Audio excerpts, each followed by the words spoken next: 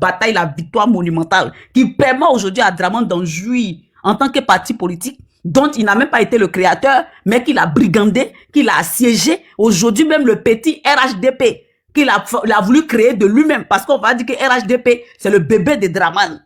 Mais ça n'a pas survécu, ça n'a pas fait long feu. Le RHDP a été disloqué, a été effrité en miettes. Donc Dramane ne peut rien créer. Donc aujourd'hui, là, le président Laurent Gbagbo a remporté face à Houphouët-Boigny en permettant aux Ivoiriens d'avoir le multipartisme. Lorsque nous étions dans le parti unique, qui était difficile parce que n'oublions pas que le président Houphouët-Boigny fut premier ministre en tant que médecin au sein de l'État français. C'est-à-dire qu'il était tout pour les Français. Mais le président Laurent Gbagbo a utilisé les mêmes pions que possédait le président Houphouët-Boigny pour mettre les Français face à la réalité, les mettre face à la glace pour que ces personnes se voient dans le reflet, pour faire de la Côte d'Ivoire un État démocratique. Soit disant en passant, ils ont permis qu'il y ait le multipartisme. Et quand le président Gbagbo Laurent vient aujourd'hui pour dire que quoi? Nous irons aux élections. Les élections se feront. Le fait d'aller du côté des Occidentaux, les mettre face dos au mur, face aux faits. Parce que la politique, la géopolitique change. Le monde est en mutation.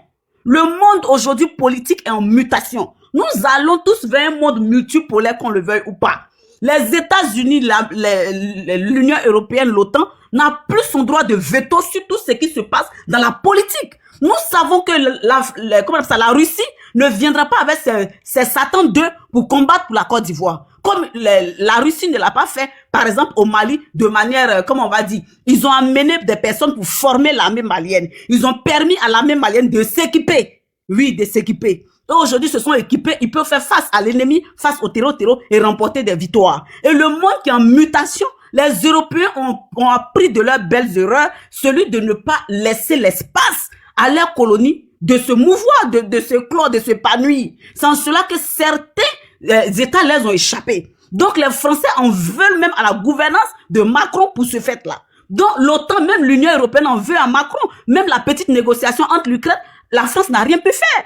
Donc aujourd'hui, face à l'enjeu socio-politique qui prévaut en Côte d'Ivoire, vraiment la politique, la géopolitique ayant été changée, variante, permet à la Côte d'Ivoire aujourd'hui d'avoir une autre appréciation de la scène politique aujourd'hui. D'où les Ivoiriens sont vraiment dans la capacité de pouvoir lutter pour leur souveraineté. C'est-à-dire que quoi? Les Ivoiriens qui en ont marre de ce qui se passe dès l'instant où les grandes instances, c'est-à-dire que les balais diplomatiques se feront et se sont faits en Côte d'Ivoire et que M. Dramane ne veut pas entendre raison et que le peuple ou bien que le responsable ou bien que les responsables politiques qui donneront l'ordre aux Ivoiriens de dire que quoi, on a tout essayé mais M. Dramane refuse, alors sortez dans la rue. La communauté internationale ne pourra rien imputer à ces opposants-là parce qu'ils auront usé de toutes les voies diplomatiques légaux qu'il faut, mais que M. Dramane a refusé. Donc la dernière parole qui appartient au peuple, parce que c'est le peuple qui est élu, c'est le peuple qui donne le droit au président d'être élu, alors c'est à ce peuple-là de lui retirer sa confiance. Dès lors, ce peuple-là, quand elle descendra dans les rues, l'ONU, l'Union européenne, ne feront que appliquer la volonté du peuple. Une question pour toi, Emmanuela. Vas-y. Okay. Tout ce que vous dites là, on comprend. Ok, ce n'est pas un problème le fait que l'ONU soit convoqué pour venir en Côte d'Ivoire, pour venir truc. Ce que nous on est en train de vous faire comprendre là. Ok, c'est une réalité. J'attends la question. Je te pose la question, t'inquiète pas. C'est qu'on te fait comprendre c'est une réalité parce que. Oui, moi, je pose d'abord une question avant que tu continues. Est-ce que c'est une victoire diplomatique ou pas? Non, mais c'est moi, tout le monde dit non. Parce que c'est une victoire de protocole. Je dis non. Non, c'est ton point de vue. J'ai posé la question à KGB. Est-ce que tu dis non, j'ai compris. KGB, c'est une victoire diplomatique, oui ou non? Victoire diplomatique, on dit que c'est trop dit. Parce que, jusqu'à peu de côté, ok, on ne connaît pas en fait l'objectif de la venue réelle de l'ONU en Côte d'Ivoire. Qu'est-ce que c'est la venue là? Non, je viens au sorti de l'audience avec le président Gbagbo. KGB, tu connais le problème du président Gbagbo ou pas? Bien sûr, bien sûr. Tu défends le problème ou pas? Bien sûr, je défends. Ouais, c'est la même chose qu'il a dit au monsieur. Ok, d'accord. Donc, ce que moi je voulais dire, ok, à ma soeur Emmanuela, c'est que, quelle que soit l'issue, ok, de la crise qu'il y aura en Côte d'Ivoire, si Ouattara est au pouvoir d'État, même s'il y a eu des morts, l'ONU ne va pas nous parler à l'heure là, en ce moment. C'est pas parce qu'il y aura des morts, si Ouattara reste au pouvoir d'État, que l'ONU va dire que non. C'est nous, non, pas responsables. Donc, ça pour dire que ce résultat-là, le 1 plus 1, là, est égal à 2. Il faut que nous arrivions à comprendre que nous devons lutter pour chasser Ouattara du pouvoir. Parce que si on ne chasse pas Ouattara du pouvoir, l'ONU ne va rien dire. Est-ce que tu comprends ce que je veux te dire? Simplement terre à terre. J'attends la question parce que là, I don't understand your question. No, it's not really a question, but I'm just telling you, this is the point. Okay, I got you. Okay, I got you. So you got to know what's going on. L'ONU là, ok? Si on, même si tout de suite, tu as dit la dernière fois m'a plu, tu as dit que non, si on est de sortie, on sort, le responsable sera Ouattara. Mais si Ouattara est au pouvoir, qui va le tenir pour responsable?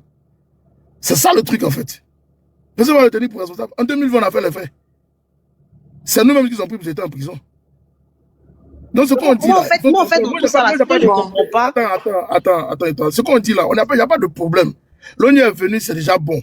Ok? Venez nous écouter. KGB, écoute ça. KGB, écoute ça. Écoute ça. L'ONU là a déjà écrit qu'il faut mettre Gbagbo.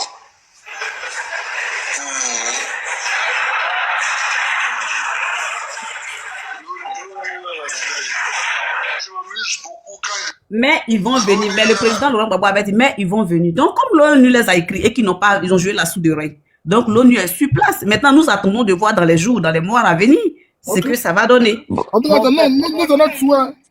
C'est notre souhait. Nous tous là, nous qui sommes ici là, nous tous, c'est notre souhait. Maintenant, moi j'ai une question.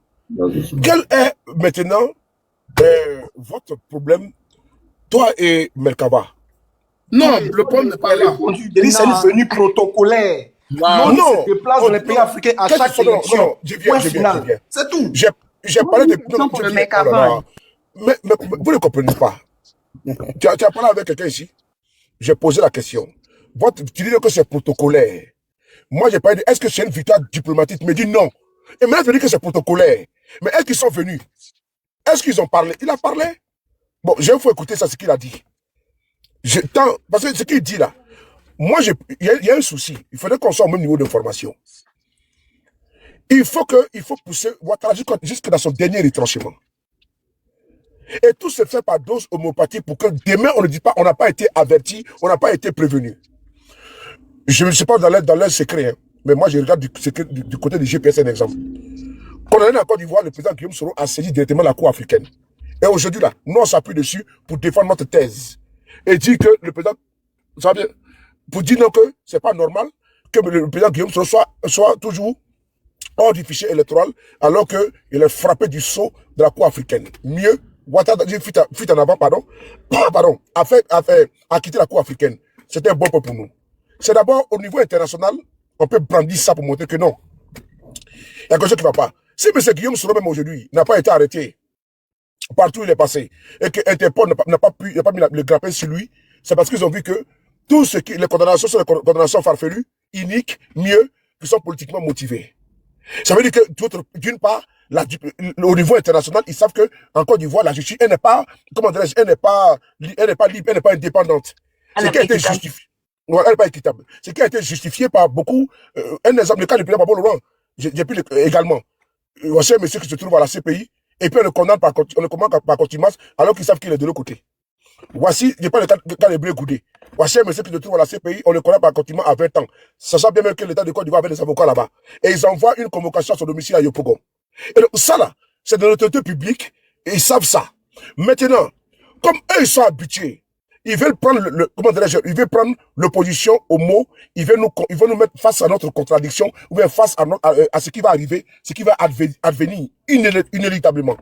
C'est là que nous allons nous rejoindre in fine. C'est-à-dire que c'est là que je vais rejoindre vos propos. C'est-à-dire que rejoindre comment? Parce que tout ça là, l'ancien imbécile qui m'appelle là, il est fou celui-là. Donc, nous allons nous rejoindre où ça? À la fin, inéluctablement. Parce que ça là, comme tu l'as dit, c'est protocolaire.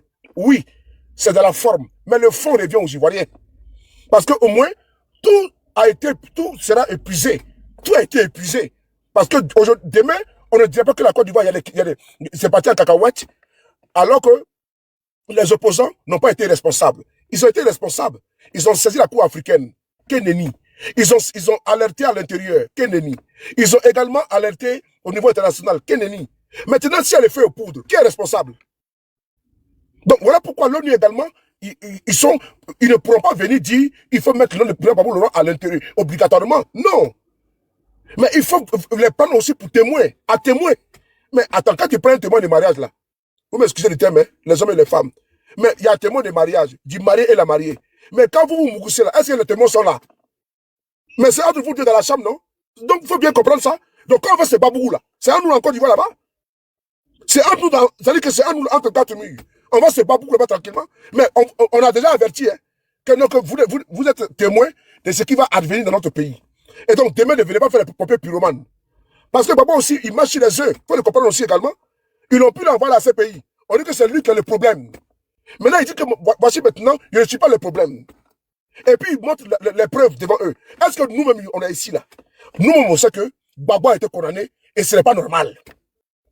Moi, je suis assis là. Guillaume soit été condamné, il sait que ce n'est pas normal. C'est politiquement motivé. Mais je sais que ça va arriver. Le bafou va arriver. Je sais qu'on va atteindre, c'est-à-dire qu'on va arriver à un moment donné, un point de non-retour. Ça, c'est pas moi à l'intérieur. Maintenant, les témoins de mariage, parce que quand il y a un problème quand il y a marié là, et puis il y a le marié là, il y a témoin de mariage. C'est pour que demain, on dit le meilleur et le pire. Quand le pire arrive là, les témoins de mariage soient aussi approchés afin de pouvoir atténuer la situation, afin de pouvoir régler le problème, pour pas arriver au divorce.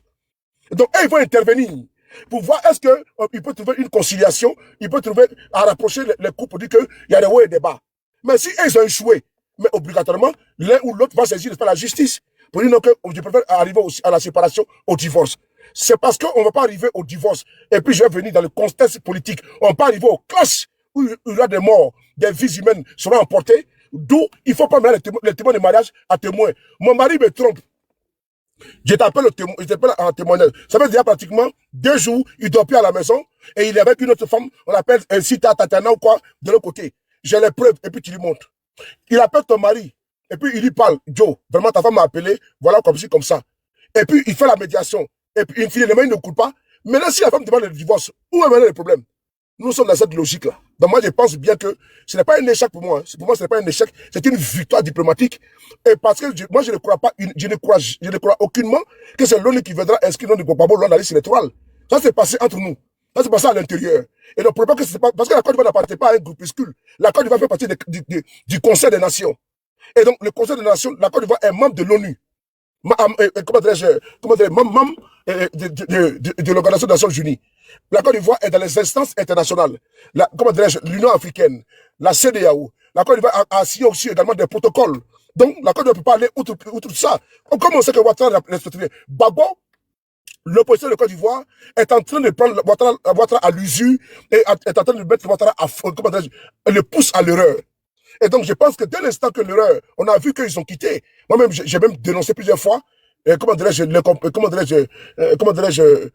j'ai trouvé qu'il n'y avait pas de conformité entre la présence des membres de l'opposition, en l'occurrence les PDCI, RDA et les PPACI, au sein de la CEI. Parce que il y avait une contradiction criarde. On ne peut pas dénoncer une chose et puis réclamer son contraire. On ne peut pas dire que la CEI, elle n'est pas indépendante, elle est, comment dire, dépendante, elle est inféodée par les RDA, et puis on est partie prenante. Donc maintenant, le fait qu'ils soient sortis, moi j'ai salué ça. Et donc c'est les actes qu'ils posent au fur et à mesure. Pas à pas. Je pense qu'à un moment donné, ça monte en puissance. À un moment donné, ils ont suspendu leur participation au sein de l'Assemblée nationale. Il y a un groupe qu'on appelle quand même la commission. On a vu M. Hubert, l'ancien ministre de la Justice, faire une déclaration publique. Moi, je préfère que l'opposition parte d'abord avec des actes où tout le monde est témoin avant maintenant que la finale va se passer. Et donc, l'ONU est venu.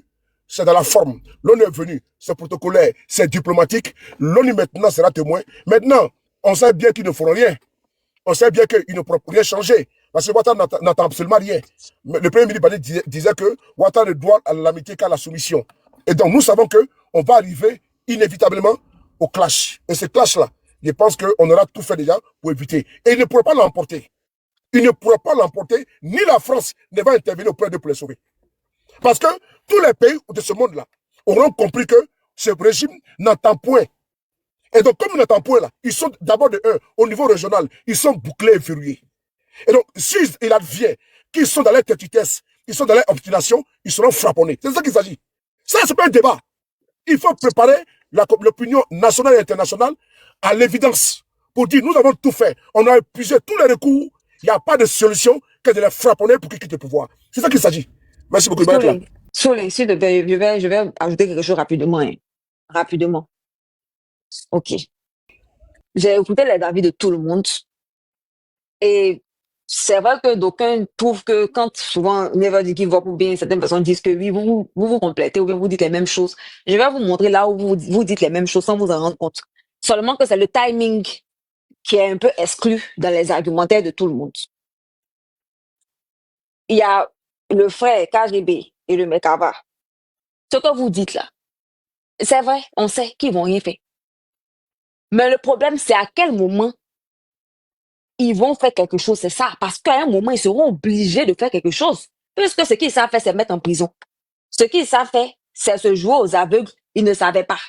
Parce qu'en 2010, ce qu'ils ont servi ici dans le cas des élections, ils ont emprisonné Gbagbo pendant 10 ans, perdre le temps au monsieur, se faisant passer pour des victimes, faisant croire qu'ils ne savaient pas ce qui se passait. Donc, la venue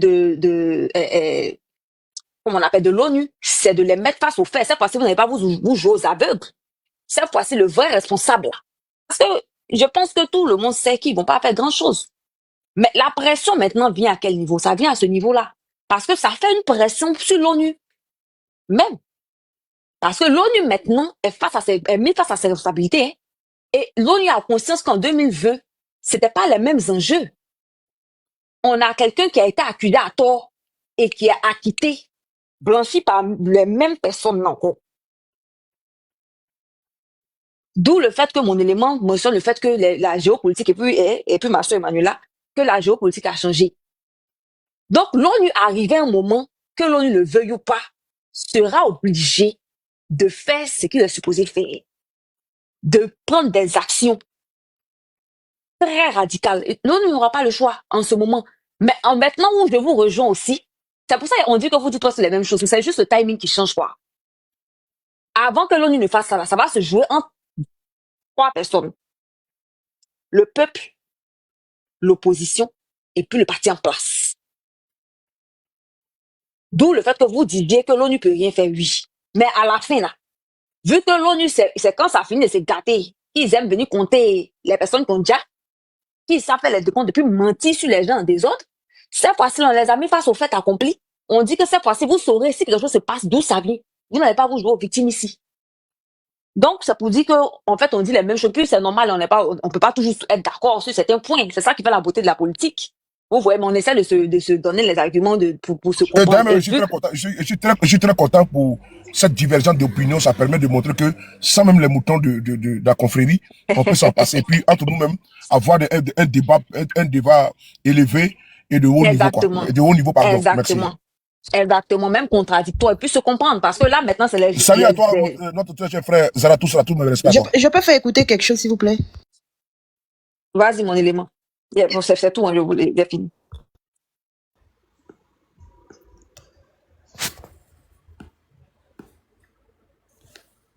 Permettez-moi. L'ordre de déloger Laurent Gbagbo de sa résidence présidentielle est venu d'où? D'abord d'une résolution de la CEDEAO qui s'est muée, a été votée par les Nations Unies. Je vais m'arrêter là. En fait, l'ONU a joué un rôle essentiel dans ce qui s'est passé en Côte d'Ivoire. Et cette même ONU-là ne peut pas fermer sa bouche quand elle-même voit que ce qui est en train de se passer en Côte d'Ivoire là va envoyer la Côte d'Ivoire dans le gouffre. Cette même ONU là n'a pas le droit, parce que la mission première de l'ONU, c'est de garantir la paix dans le monde. Et la Côte d'Ivoire fait partie des pays qu'on appelle ça, qui statuent à l'ONU. La Côte d'Ivoire a une place à l'ONU. La Côte d'Ivoire siège à l'ONU. L'ONU s'est permis de s'impliquer explicitement dans ce qui s'est passé en Côte d'Ivoire là. Donc le fait que l'ONU revienne en Côte d'Ivoire actuellement dans cette atmosphère politique là, c'est une victoire diplomatique, pour commencer, et de deux, cette même ONU là ne pourra pas se dédier. Cette même ONU là ne pourra pas aller contre, parce que l'ONU là, il n'y a pas que la France là-bas, il y a tous les pays, il y a plus de 100 et quelques pays dans l'ONU là. Donc si eux ils sont garants de la paix, S'ils sont garants de la paix et du droit de l'homme, là, ils n'ont pas intérêt à fermer la bouche. C'est ce qui va se passer en Côte d'Ivoire, d'autant plus que eux-mêmes hier ont demandé au président Laurent Gbagbo de quitter le pouvoir pour permettre à M. Ouattara d'être président. Ils se sont engagés dans cette bataille en Côte d'Ivoire là. Et en 2025, le monsieur a été rétabli dans ses droits. La Cour africaine, parce que dans ce que le président Soro dit, il parle aussi de la CEDEAO. Ça a été statué à la CEDEAO. Et la CEDEAO a transféré ça à l'ONU. Donc, ils ont été au début dans ce qui s'est passé en Côte d'Ivoire. Ils seront là à la fin dans ce qui va se passer en Côte d'Ivoire. Et c'est pour ça que le président Laurent Gbagbo dit, l'ONU leur a dit, l'ONU va venir.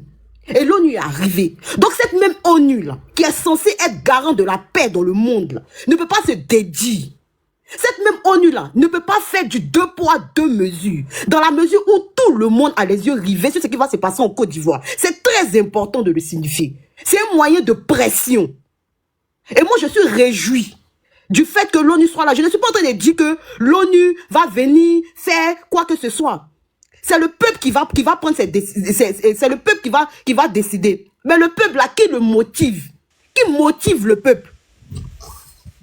Ok, Gigi, on a compris un peu ta pensée. J'aimerais faire une petite motion. Zie, pardon. En fait, je n'ai pas parlé encore. Ok, vas-y. Oh, ok. D'abord, bon, au fait, il faut pas, comment dire ça, mentionner 2010. Parce qu'en 2010, là, les gars de Côte d'Ivoire étaient les gars de l'ONU. L'ONU avait déjà choisi son camp depuis longtemps. L'ONU avait un camp en 2010. Donc, il ne faut pas prendre 2010 pour faire, comment dire ça, le modèle de 2010 ne peut pas être dupliqué. On ne peut pas l'utiliser en 2025. Parce qu'en 2010, là, allez-y de voir les vidéos, les gars de Côte d'Ivoire, c'est les gens de l'ONU. Donc, l'ONU avait son camp en 2010. L'ONU n'était pas une force impartiale en 2010, hein. Ah, ok. L'ONU travaillait pour mettre Ouattara au pouvoir. L'ONU était contre Gbagbo. L'ONU tirait sur les Fancy. 2010 là, les gens oublient, hein. C'est pas la même chose, hein. L'ONU lançait des RPG sur les FDS. Ah, maintenant l'ONU garante de la paix là, ça c'est sur papier. L'ONU n'a jamais stoppé la paix quelque part, hein. Et pardon, l'ONU n'a jamais stoppé la guerre quelque part, hein. L'ONU est au milieu puis les gens se bottent. L'ONU est à Naïbli, hein. Il y a la finule à la frontière israélo-libanaise. Mais toujours Israël botte comment on appelle ça, les Libanais. Il y a l'ONU. Il y a eu l'ONU au Rwanda. Ils ont regardé de l'autre côté. Il y a eu 800 000 morts. Devant l'ONU, ils étaient là comme ça. Ils assistaient. Ils étaient là. L'ONU est une force de paix, d'interposition sur papier. C'est pour ça que j'ai parlé de protocole.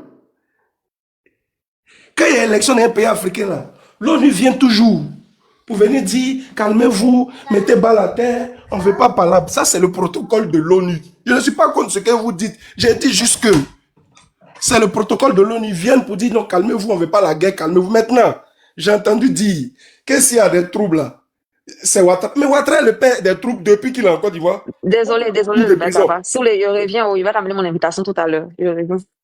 Ouattara, là, troupe de 2002 là, c'est lui. 2010, elle a mélangé. Ok, 2010, les blancs étaient lui, on va enlever 2010. 2020 là.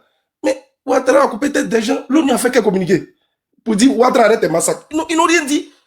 L'ONU se range du côté du plus fort. C'est ce que vous devez comprendre au fait. L'ONU là, ils sont pas là pour les faibles. Hein. L'ONU est garant de la paix. Ça, c'est les thèses de l'ONU. Mais dans la réalité, l'ONU ne fait rien. L'ONU était là. Est-ce qu'ils n'ont pas délogé Kadhafi?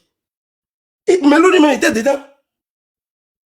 Force de la paix là. Ça, c'est dans la forme. Dans le fond, l'ONU n'a jamais rien fait. L'ONU assiste, et puis l'ONU est là. L'ONU, au fait, l'ONU, c'est comme l'ONU est à la merci des grandes puissances. C'est-à-dire, si une grande puissance se lève et dit, je vais faire telle chose dans un pays, l'ONU ne peut rien. L'ONU va acquiescer. Voici la réalité.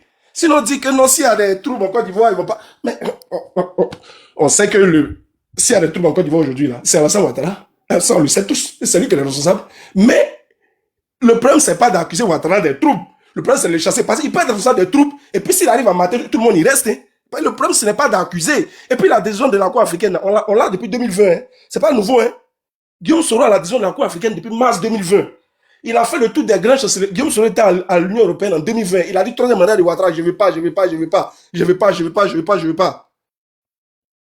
Ça donnait quoi? Ouattara a massacré les gens, il est resté encore. Maintenant, la différence entre 2020 et 2025 est la suivante. Et je vais chuter par là. Cette année, les gens en ont marre. Donc les gens vont chasser Ouattara. C'est pas l'ONU est venu juste pour faire. C'est un défilé, ils sont venus faire à Abidjan. Comme ils le font à chaque élection dans tous les pays africains. En fait, c'est le message que je vais vous faire passer. L'ONU va dans tous les pays africains où il y a des élections pour dire pour dire aux acteurs, pour dire aux acteurs et aux adversaires, calmez-vous, voilà, non, on veut la paix, on veut la paix. Et c'est tout.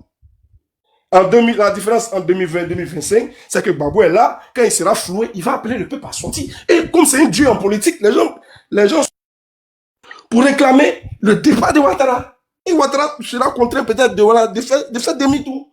Voilà ce qui va se passer peut-être, probablement. Sinon, pour dire non, s'il y a des troupes, l'ONU va accuser Ouattara, donc Ouattara sera acculé. Non. Ça, c'est pas ça. L'ONU n'en a rien à foutre. L'ONU se range du côté des plus forts depuis que l'ONU existe. L'ONU, c'est l'ancêtre de la SDN. Allez-y lire ce que la SDN faisait. Allez-y lire ce que la SDN était. C'était une force qui ne faisait rien. Elle était là juste comme ça. Vous regardez, les gens s'est massacrés. Ils ont juste changé le nom. SDN, Société des Nations, est devenue Organisation des Nations Unies. Je m'arrête là, merci.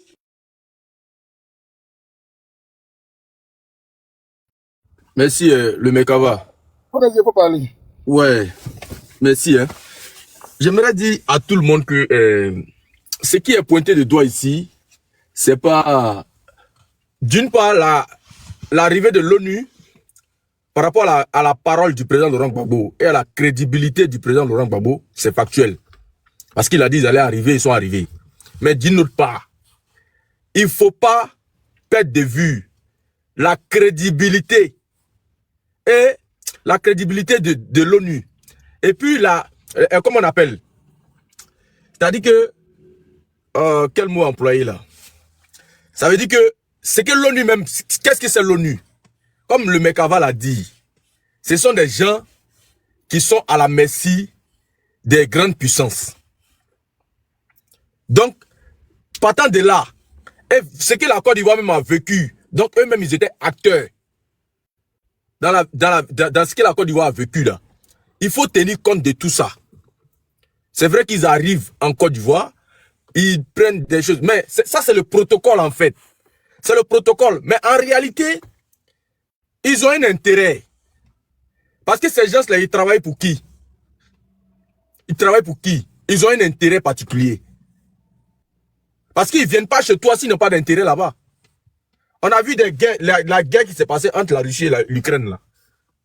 Ils n'ont pas été trop présents. Hein. Les conflits à l'Occident là, ils n'ont pas été trop présents là-bas. Le problème ici, c'est que les leaders peuvent faire la procédure. Ils peuvent aller dans une sorte de procédure. Mais nous, le peuple là, c'est pas à nous d'expliquer le rôle de l'ONU. Nous, le peuple là, c'est pas à nous d'avoir confiance en l'ONU. Sachant qu'on connaît déjà la manière de procéder. Parce que ce qu'on explique là, ça c'est le protocole, la procédure, les trucs. Ils vont faire ça, mais ils peuvent rien faire d'autre après ça. Et c'est pas à nous, on a été témoins oculaires de ça. De comment ils se comportent. C'est ça en fait, on va attirer l'attention des gens là-dessus pour dire, c'est vrai, ils sont venus en Côte d'Ivoire. C'est vrai, ils vont faire ce qu'ils ont à faire, ils vont dire ce qu'ils ont à dire. Mais nous qui vivons la dictature de Ouattara dans notre chair là, nous qui vivons la dictature de Ouattara dans notre chair là, c'est pas à nous de dire, à la limite même, c'est comme si rien ne s'est passé pour moi. L'ONU est venue, l'ONU n'est pas venue, rien ne s'est passé pour moi. Ils ne peuvent rien changer, ils ne pourront rien changer. Ils ne pourront rien changer. Parce que l'ONU là, l'ONU ne connaît pas Ouattara que nous. Hein. L'ONU ne vit pas la souffrance que nous vivons depuis 15 ans. L'ONU ne vit pas cette souffrance-là. C'est pour dire que même M. Laurent Gbagbo n'a pas espoir sur l'ONU, ne compte pas sur l'ONU. Mais la procédure, c'est normal. C'est normal et important. C'est normal et important qu'il passe par cette procédure-là. C'est comme s'il avertissait le monde entier par rapport à ce qui va venir en Côte d'Ivoire. Par rapport à ce que Ouattara va vouloir faire en Côte d'Ivoire, là, on essaie d'avertir le monde entier, y compris l'ONU. Mais en réalité, c'est pas que l'ONU va faire grande chose. C'est pas que l'ONU va faire grande chose. Et nous devons, c'est-à-dire, l'ONU, ça, comment on appelle, les trucs là. On sait que quand ils vont dans chaque pays, là, ils foutent le bordel là-bas. On sait que ce sont des gens qui sont à la solde des personnes. Ils ne sont pas là réellement pour le monde entier. On le sait. On le sait. Donc ça là. Mais où est ma chérie? Où est ma chérie? Never give, elle est où? Never give, là-bas ton invitation. Voilà. Vas-y. C'est ton téléphone que tu as acheté. Voilà, donc ça là, nous le peuple ivoirien, on doit s'imprégner de cela. On doit s'imprégner pour dire, l'ONU là, on les voit même pas. C'est pas eux là nos problèmes. L'objectif c'est Ouattara. L'objectif c'est Ouattara. Et si Ouattara et l'ONU ont un intérêt commun là, ils vont taper l'œil sur nous en fait. Parce qu'ils n'ont jamais supporté le peuple. Si Ouattara et l'ONU ont un intérêt commun, ils vont taper l'œil sur la souffrance du peuple. Ils l'ont déjà fait dans d'autres pays. Faut jamais qu'on s'adosse. Les leaders peuvent passer par les procédures, mais nous le peuple là, faut jamais qu'on s'adosse. Parce que c'est de dire non, mais faut jamais qu'on s'adosse à ce narratif de l'ONU là. Faut pas qu'on s'adosse. La Côte d'Ivoire a déjà connu l'ONU là. La Côte d'Ivoire a déjà connu. Nous le peuple on a déjà connu. On sait qu'ils ont déjà pris, c'est-à-dire qu'ils se sont déjà mis du côté d'un camp. Ils ont déjà travaillé en Côte d'Ivoire.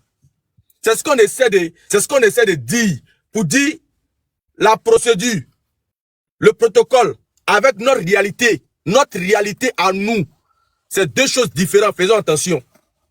Faisons attention. Parce que ça fait 15 ans que nous sommes en train de vivre cela. Ça fait 15 ans que la France se rend témoin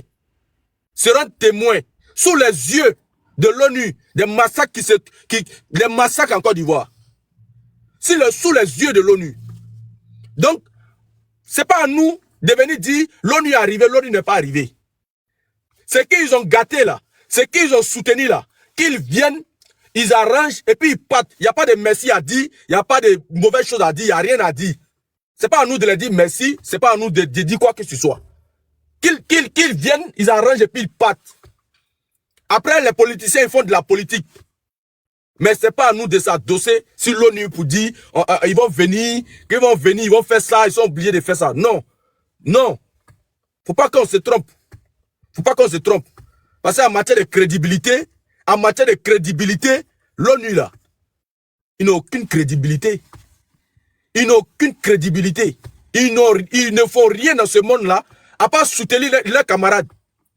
Et quand tu n'es pas, ils sont pour tout le monde dans le monde entier, mais en même temps, ils ont des amis. Quand tu n'es pas avec leurs amis, ils viennent envahir chez toi. Ils envahissent chez toi. C'est comme ça. Quand tu n'es pas dans le même narratif que les amis, ils viennent envahir chez toi. Depuis que Ouattara sème le désordre là, tu as vu, ils sont venus occuper la Côte d'Ivoire. Est-ce que vous avez vu, ils sont venus occuper la Côte d'Ivoire pour dire, il y a des problèmes, il faut truc. Mais non, ils viennent chercher nous en fait. Ils viennent pour laver eux-mêmes leurs propres noms. L'ONU ne vient pas, hein, pour les Ivoiriens. Hein. Ils viennent pour laver leurs propres noms. Et demain, là, médiatiquement parlant, ils vont venir dire non, on a intervenu en Côte d'Ivoire pour instaurer la paix. Voilà les narratifs clés. On est venu en Côte d'Ivoire pour instaurer la paix, pour voir les différents partis politiques, pour ne pas que la Côte d'Ivoire tombe dans le chaos. Donc l'ONU a sauvé la Côte d'Ivoire d'une éventuelle crise. C'est pas vrai. C'est pas vrai. Ils sont venus en réalité voir avec qui ils pourront continuer dans l'aide. Avec qui ils vont renouveler leurs affaires. Avec qui ils vont renouveler le mensonge. Avec qui ils vont continuer à mettre la Côte d'Ivoire en genoux. C'est ça en fait. Parce qu'ils se sont rendus compte que les Ivoiriens ne veulent plus de Ouattara. Ils se sont rendus compte que les Ivoiriens ne veulent plus de Ouattara. Qu'est-ce qu'il faut faire? Il faut renouveler le business. Il faut renouveler le business. En 2010, c'est même l'ONU là. Au lieu d'empêcher la crise en Côte d'Ivoire là, ils ont amplifié la crise. Ils ont amplifié, ils ont pris parti. Ils avaient parti pris. Donc, faisons très attention. Nous, le peuple là, on a vu des choses dans la rue que certains leaders n'ont pas vu. On a vu des choses dans la vraie vie que certains leaders n'ont pas vu. On a vu. Donc, c'est pas à nous. C'est pas à nous de dire l'ONU est venue, ils vont arranger les choses à nos places. Moi, je ne peux pas faire confiance à cette l'ONU là qui est venue. Mais Ah, par contre, par rapport à la parole donnée par le président Laurent Gbagbo, qui a dit l'ONU allait venir, et que l'ONU est venu là, ça fait de lui une personne crédible, en plus de ce qu'il était. C'est ça, je salue. Mais je vous invite à ne pas vous adosser, parce qu'ils peuvent monter des systèmes où ils vont nous faire croire qu'ils sont de notre côté. À la dernière minute là, c'est pour nous dire cas de force majeure. À la dernière minute, c'est pour nous dire, comme le peuple n'est pas sorti assez, donc on a validé. Rappelez-vous en 2020. C'est pour nous dire, hein, comme le peuple n'est pas sorti assez, ça n'a pas démontré tellement, il n'y a pas eu tellement de rapports de force, donc Ouattara, bon, on a accepté Ouattara, parce qu'il n'y a pas tellement de trucs. Hop, nous, on connaît nos réalités. On connaît notre réalité. C'est eux qui viennent nous dire, parce que nous, on n'est pas sorti assez. Parce qu'il y a cas de force majeure. Donc, faisons très attention à toutes ces instances européennes qui ont un intérêt. Parce qu'ils n'ont pas envie de perdre la Côte d'Ivoire. Rappelez-vous. Ils sont en train de perdre la sous-région. Et la Côte d'Ivoire, là, est un pays clé pour eux. Ils n'ont pas envie de perdre la Côte d'Ivoire. Donc, ils vont mettre mains et pieds dans l'intérêt de leurs camarades. Dans l'intérêt de leurs camarades. Pas dans l'intérêt du peuple. Mains et pieds. Pour qu'ils puissent continuer à mettre la Côte d'Ivoire en genoux. Parce que l'AES est là. Le Ghana, tous ces pays-là qui ont échappé, tous ces pays-là qui ont échappé à tous ces organismes-là, malhonnêtes-là, tous ces pays qui ont échappé à tous ces organismes malhonnêtes-là, il faut maintenant tout faire pour mettre les camarades, pour laisser les camarades mettre les camarades au pouvoir. Faut pas que vous perdiez ça de vue. Faut pas que vous perdiez ça de vue. On parle de l'ONU quand même. On parle de l'ONU. En matière de réputation, là, ils n'ont pas bonne réputation. Les gars, il faut partager. Où vous dormez ou quoi? Il faut partager, les gars, vous dormez ou quoi? Bon. On n'a même pas entre 250 000, vous dormez. Non, tiens. En matière de réputation, ils n'ont pas bonne réputation hein, dans le monde entier. Mais c'est eux qui protègent le monde entier. C'est eux qui protègent le monde entier. Il y a des endroits quand ils vont là-bas, là, on l'a eu là-bas. Donc en Côte d'Ivoire, là, ça serait pareil. Ces gens-là, faut pas qu'on les donne chambre salon chez nous. C'est pas possible. C'est pas possible. Parce qu'ils nous ont montré à suffisance leur comportement en 2010. Et c'est facile là. Ils n'ont qu'à juste faire ce qu'ils ont à faire. Le peuple n'a pas de confiance envers l'ONU. Le peuple n'a pas de confiance envers l'ONU. Qu'ils viennent et ils ressortent de la Côte d'Ivoire, tout simplement. Personne n'a besoin d'eux. Personne n'a besoin d'eux. La seule chose qui prévaut ici, là, la seule chose qui prévaut, c'est que en octobre 2025, là, avant octobre 2025, il faut que Ouattara nous dise qui est son candidat naturel. Et puis, s'il ne le dit pas, là, nous, là, on va sortir dans la rue, reprendre le pays dans sa main. Tout simplement. Il n'y a pas de débat. Ce n'est pas l'ONU qui va se mettre face devant le cortège. Ce n'est pas l'ONU. Il n'y a que nous, les Ivoiriens, là. Il n'y a que nous qui allons aller jusqu'au palais, là, déloger Ouattara. C'est ça la vraie version, en fait. Ceux qui viennent, protocole, nanana, les gros papiers, gros français et tout ça, là, qui dégage, en fait. Qui dégage. Parce qu'on a déjà épuisé tous les recours. On a déjà épuisé tout ce qu'il y a à faire. On a déjà tout fait. Ce qu'il y a à faire, là, c'est de sortir dans les rues. Et nous allons sortir dans les rues, en fait. Merci.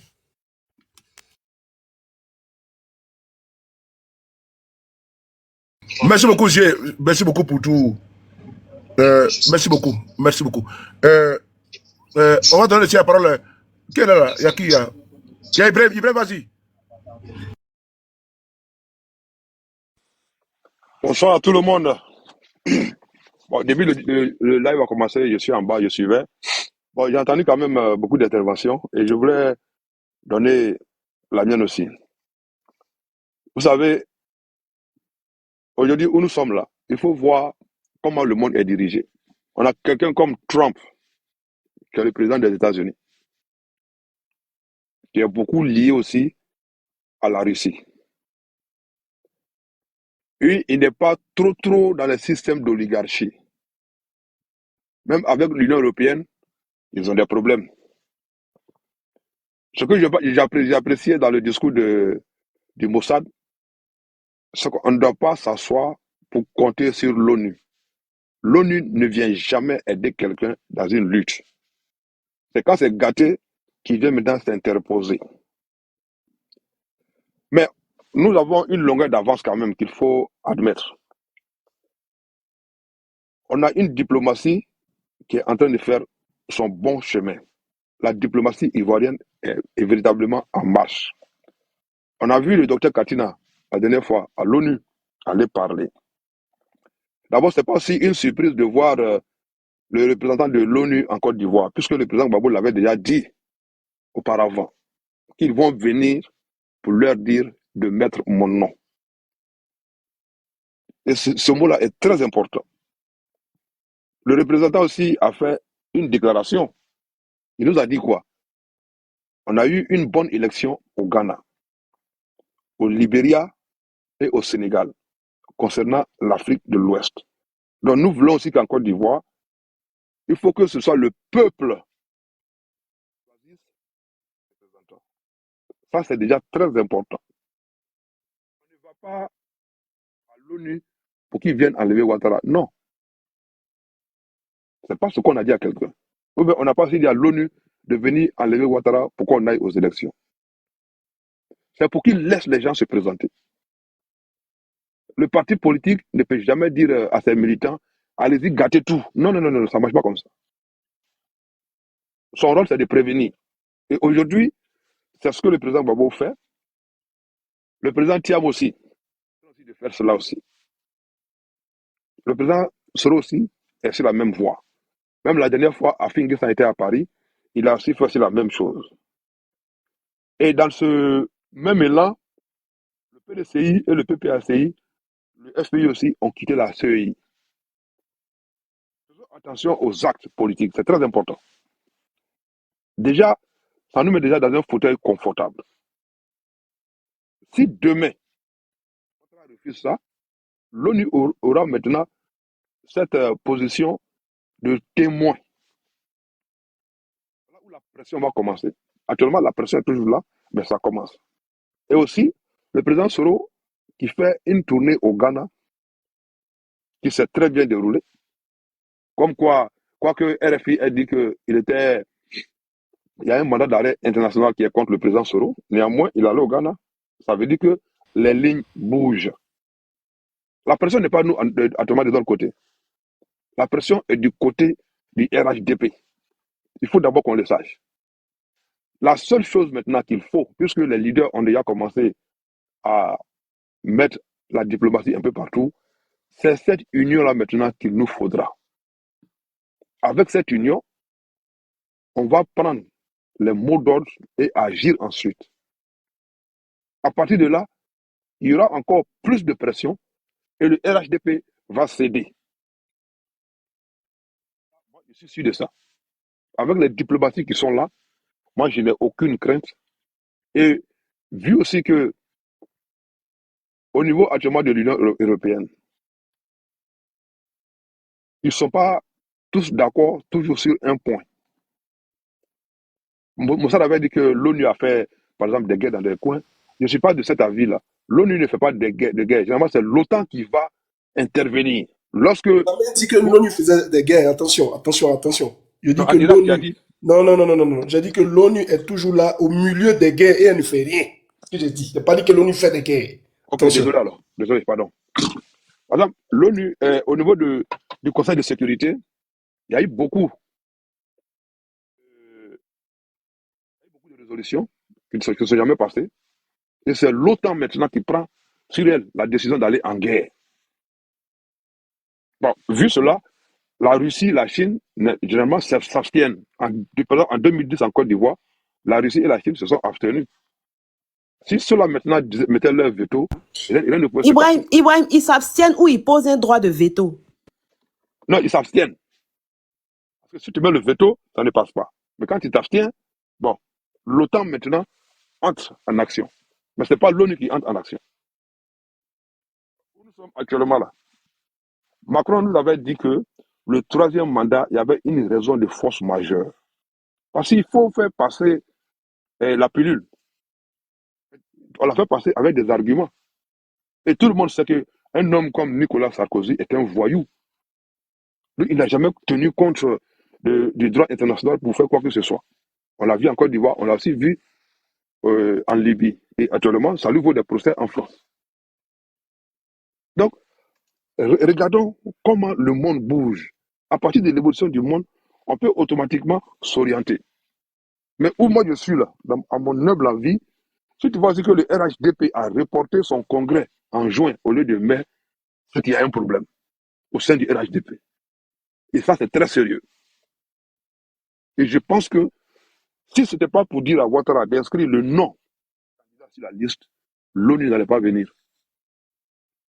Ils allaient faire peut-être un courrier pour dire que oui, les élections sont sur la bonne voie. Mais le fait que 3 partis qui se retirent de la CEI, ça montre déjà qu'il y a un problème. Et ils vont aussi mettre en garde aussi. Le peuple a le droit de se défendre, dans les rues pour réclamer leurs droits. Puisque c'est ce peuple-là qui doit voter. Prenons ça en compte et on verra que d'ici un moment, on va attendre un son de cloche. Le représentant de l'ONU est allé encore à la CEI pour aller parler avec lui bien. Après, il doit faire un retour. Et l'ONU maintenant va donner sa position. C'est pour toujours dire qu'il y a des élections inclusives, impartiales et démocratiques, en même temps apaisées. Mais nous, sur le terrain, nous savons ce qui se passe. Ouattara aura beau dire que tout va bien, mais le peuple maintenant va prouver le contraire. Et à travers ça, n'oublions pas que aujourd'hui, là, c'est l'opposition qu'on voit généralement sur les chaînes internationales. Moi, je vois rarement le RHDP sur le plan international. Le RHDP ne pourra pas prendre Ouattara comme leur candidat pour un 4e mandat. Ils ont la volonté de le faire. Ils veulent bien le faire. Mais ça ne passera pas. S'il veut aller au 4e mandat, il sera aussi obligé d'accepter aussi les autres candidats des autres partis. Donc, aucune exclusion. Et donc là, ils sont coincés. Voilà ce que je voulais ajouter. Tu m'excuses, hein, Bossad, j'ai mal compris ta version. Voilà pourquoi je me suis permis de dire ça. Désolé, encore une fois. Sur ce, je me mute et puis aller. Je vous écoute. Merci.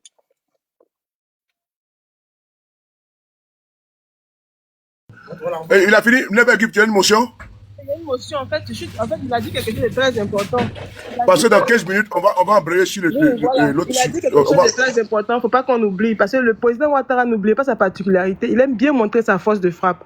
Et moi, j'ai constaté que depuis un bon moment, les visites à l'international, voilà, ces choses-là se font un peu rares. Donc, ça doit quand même nous interpeller et nous calmer. Voilà, c'est tout ce que je tenais à dire. Sinon, s'il avait l'appui international, on allait le savoir. Moi, je le connais. Il aime bien montrer sa force. Il aime bien dire qu'il a le soutien de tout le monde. Mais du coup, il y a un moment que ce monsieur-là est devenu bizarrement silencieux. Donc, faut pas qu'on oublie cet aspect-là. Merci.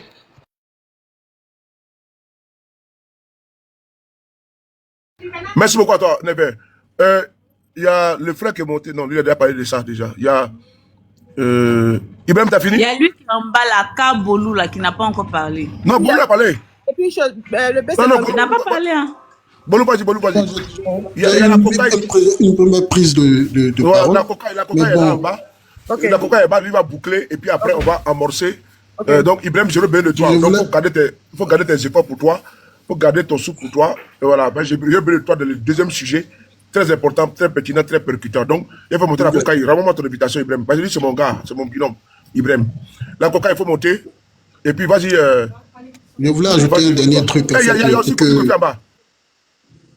Pour que les gens comprennent un truc, c'est que c'est pas l'ONU qui va venir nous dire de faire quoi que ce soit, non. L'ONU même est venue là pour prévenir. Parce que c'est pas aujourd'hui qu'ils sont dans les négociations avec Gbagbo et tout. Comme j'ai dit dans ma première prise de parole, l'ONU est déjà venu à Abidjan, il y a 4 mois ou 5 mois. Ils ont négocié son parti. L'ambassade de France est venue, ils ont négocié son parti. Gbagbo a dit qu'ils vont mettre mon nom. L'ONU doit leur envoyer un message. Ils n'ont pas répondu. Donc, en ce moment où on est arrivé là, la peur a changé de camp, la pression a changé de camp, la force a changé de camp. Tout est de notre côté maintenant. Quand Gbagbo a quitté de l'autre côté là-bas, il leur a dit que si ils ne respectent pas mes conditions qui sont non négociables, on va passer à une vitesse supérieure. Comment ça se concrétise à Dabou? Jamais Gbagbo a eu cette manière de parler il a parlé, c'était offensif. Il a dit, je donne 2 semaines. Je vous donne 2 semaines. C'est pas au peuple ivoirien qu'il parlait. Les gens n'ont pas bien compris. Il parlait à l'opinion internationale et au pouvoir en place. Si ce qu'on a dit là n'est pas respecté dans 2 semaines, là, vous allez voir, on passe à la vitesse supérieure. Picasso aussi a pris le message avant le message de Gbagbo. Il a parlé dans le même sens de Gbagbo, seulement qu'il n'a pas utilisé les mêmes thèmes. Et puis regardez la situation politique en Côte d'Ivoire. Déjà même à l'international, c'est verrouillé. Les patrons, les officiels du RHDP, ils ne peuvent plus passer sur aucune radio. Il n'y a pas quelqu'un qui peut me prouver qu'ils sont passés sur une chaîne de télévision il y a quelques mois. Oui, c'est verrouillé. Le RHDP a repoussé son congrès jusqu'en fin juin. À Abidjan même, là, on n'entend plus les un coup KO, les trucs comme ça. Si on veut repartir en arrière, en cette période, en mai 2020, mais ils avaient déjà fait la marée orange à Paris. Ils étaient dans un coup KO partout. C'était au palais de la culture. Ils sont en train de remplir le palais des sports. Mais aujourd'hui, là, c'est fini. Aujourd'hui, c'est fini. Et puis, il faut savoir une chose. C'est que s'ils ne respectent pas, l'ONU va se porter garant pour dire que s'il y a des marches, il y a des résolutions, il y a des révolutions populaires, le pouvoir en place sera responsable. Et si quelqu'un est écorché, il aura une autre phase aussi de l'histoire. Donc, actuellement où ils sont là, ils ne peuvent plus parler. Ils sont coincés. La force a changé de camp. Et les gens ne vont pas sortir comme ça. Il faut que les gens sachent. Les gens ne sortiront pas comme ça. Ils vont sortir avec le mot d'ordre de nos leaders. Et sachez une chose, si des gens doivent sortir, c'est que Soro et Gbagbo sont habitants. Il n'y aura pas quelqu'un qui va sortir avant cette période-là. Il faut que les gens sachent. Actuellement, la pression a changé de camp, la peur a changé de camp, le pouvoir en place est oppressé de tous les moyens et de toutes les façons. Actuellement, ils sont en train de chercher des issues de sortie pacifiques. Ce n'est pas bavardage, parce que ceux-là, on les connaît. Quand ils ont un peu petit soutien de quelque part seulement, c'est Djamana. Mais actuellement, là, il n'y a rien. Tout ce qu'ils disent là, qui les écoute, personne. Ils ne peuvent même pas mobiliser même quelqu'un à la place de Figayo. C'est mort. Ils savent.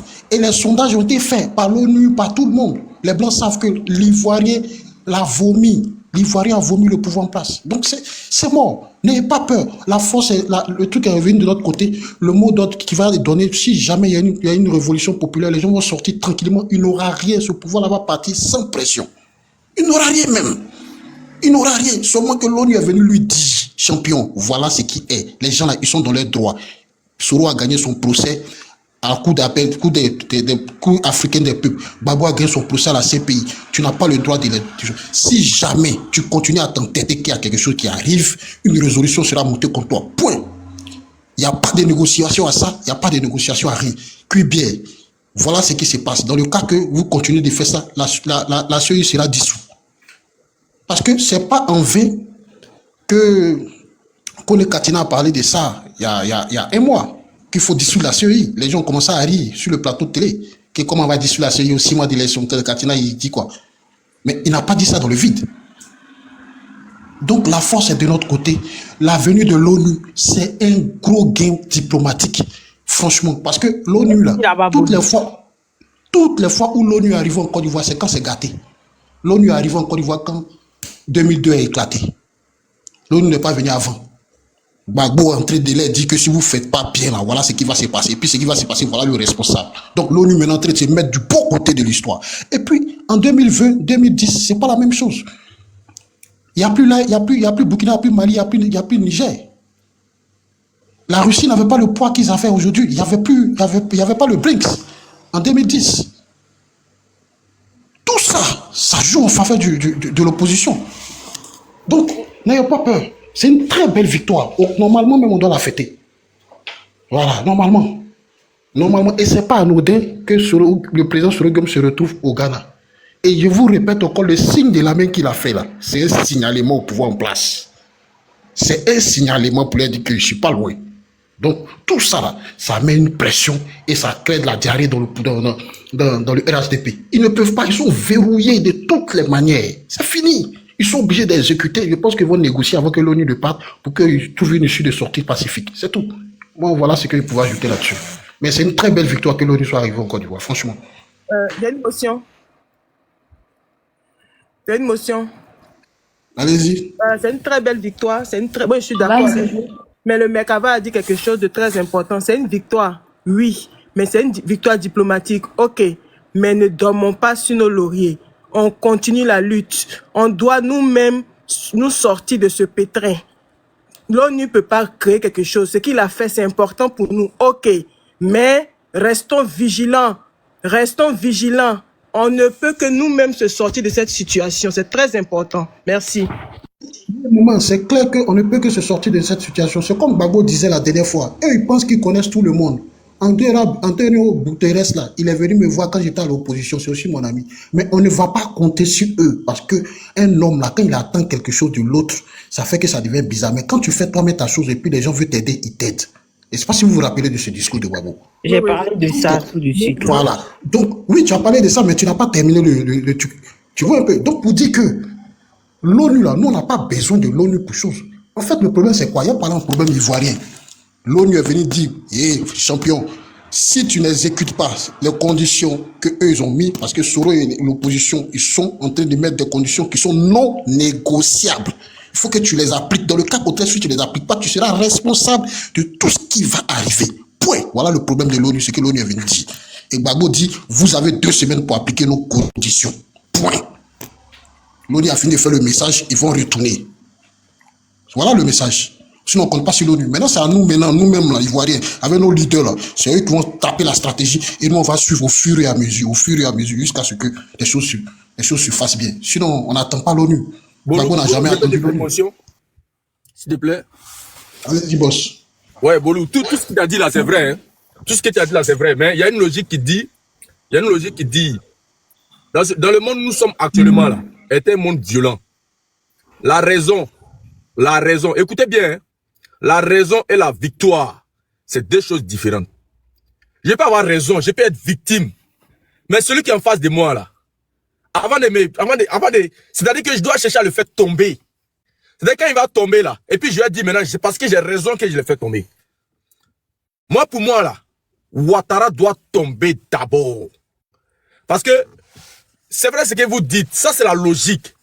C'est la logique. Mais la raison et la logique est différente de la victoire. Il y a des gens qui peuvent avoir raison.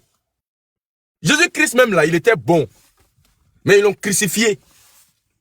S'il avait les armes pour empêcher, qu'on le crucifie, il allait le faire.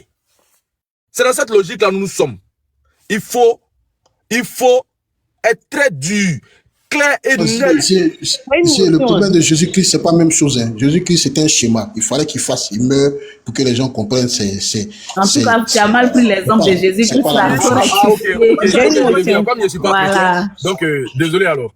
Désolé alors. Moi, changer, pardon.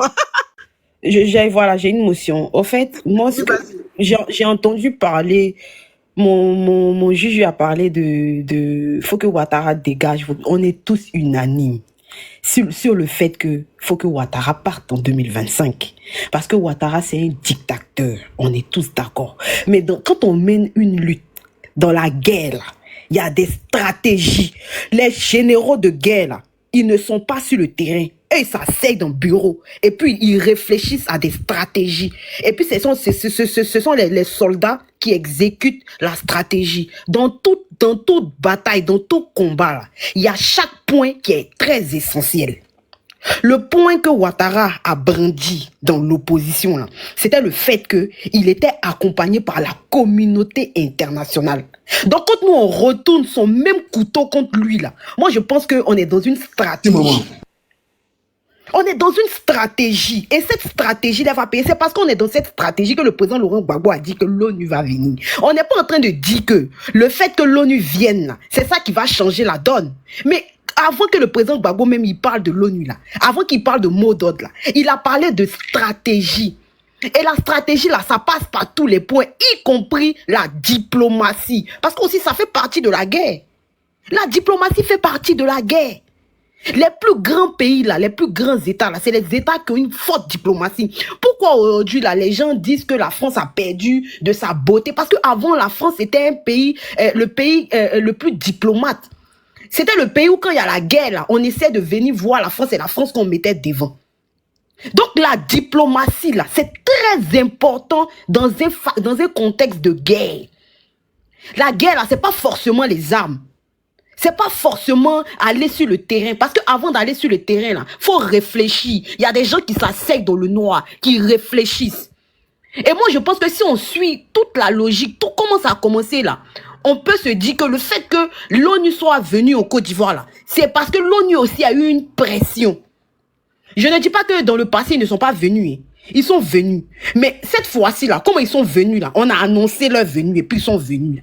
C'est une façon de mettre pression. Et moi, je pense que la guerre là, il y a beaucoup de points essentiels. Et la diplomatie fait partie de ces points essentiels là, de ces points vitaux. Moi, je dis même que c'est le point vital. Quand on va quitter dans ça là, les mots d'ordre seront donnés. Et les Ivoiriens seront prêts. Parce que nous sommes unanimes que 2025 là, il faut qu'il y ait un changement. Et ce changement là va venir. Mais chacun est en train de pousser ses pions. Faut pas cracher sur ça. Moi, je ne vais pas cracher sur ça. Ce n'est pas l'ONU qui va venir changer la donne en Côte d'Ivoire, je suis d'accord. Mais diplomatiquement parlant, là, moi je suis fier du travail que certains leaders, nos leaders ont battu en amont. Parce que c'est le travail qui a été abattu en amont, là, qui a fait que ceux-là, ils ont sorti leur tête. Et puis peu importe qu'ils acceptent ou qu'ils n'acceptent pas, ou qu'ils fassent ou qu'ils ne fassent pas. Ouattara, là, il dit que lui, ses amis, là, c'est la communauté internationale. Babo dit, nous tous, on a les mêmes relations. Mais maintenant, la communauté internationale que tu comptes sur eux, sont venus te dire qu'ils sont plus derrière toi. C'est ça que l'ONU est venu lui dire. Mais c'est de ça que je parle, en fait. C'est pour dire que le même couteau qu'il a utilisé hier, là, c'est ce même couteau-là qui va se retourner contre lui. Et c'est très important. C'est très important. C'est très important. Il faut utiliser tous les moyens. Il faut affaiblir son adversaire sur tous les plans. Il faut l'affaiblir sur tous les plans. C'est très important. Et c'est ce que l'opposition est en train de faire. Motion. Mais c'est ce que je vous disais tout à l'heure. Je dis Merkava, Étoile filante, les deux là, c'est les mêmes, si on les met ensemble, c'est eux-mêmes qui vont chasser Alassane. Parce que c'est les mêmes idées. C'est les mêmes idées. La femme, la dame, elle te dit, Merkava, s'il te plaît, la dame, elle vous dit que c'est vrai, la finalité c'est de chasser Alassane. Mais ne négligez pas les points. C'est une étape, c'est étape par étape. On saute pas les étapes. Ok, j'ai une motion. Depuis qu'il y a écrit motion, on ne lit pas les commentaires. Vas-y. Ok, c'est Emmanuela, c'est pas Emmanuel. Pardon, s'il te plaît, Emmanuela. Ok, ma motion est que aujourd'hui, parce qu'en 2024, n'oubliez pas que nous partagions à l'époque les panels ensemble, avec que ce soit le RDR, en tout cas, nous étions tous mixés. Et lors des partages de panels avec certains gars du RDR, dont je m'en vais vers Sissi nous avait fait sortir 3 points essentiels que moi je n'ai jamais oublié et que j'ai observé et que nous sommes en train de partir là-dessus. Sissi nous disait à l'époque que quoi? Les différents noms de nos différents montants ne seront pas inscrits sur la liste. Up to us, si on ne veut pas, dès lors que nous allons nous soulever, nous descendre dans les rues, le président actuel de la Côte d'Ivoire, qui est Sieur Dramane, dira que quoi? Il y a trouble, donc nous n'organiserons pas les élections et il se maintiendra au pouvoir. C'était ce que Sissi nous avait dit. Et Sissi nous avait aussi, n'oublions pas que ces gens-là furent des dozos et que Kone Zakaria, qui est l'oncle, le beau-frère, je ne sais pas, de Sissi, fait partie de ceux-là même qui décident aussi de la Côte d'Ivoire. Ils sont au parfum de tout. Ils font partie des secrets des dieux actuellement en Côte d'Ivoire. Et à l'époque, Sissi nous disait que quoi? Vous allez voir que M. Dramane ne va pas se prononcer sur sa candidature. Même en décembre, il ne se prononcera pas. Et nous avons tous été au courant. Lors de son adresse à la nation des meilleurs vœux, il n'a rien dit concernant sa candidature. Et il a dit que quoi? Vous verrez que, comme on appelle ça, même en août, pour s'adresser à la nation face à l'indépendance, il ne dira rien. Et nous sommes en train de partir, nous observons toujours.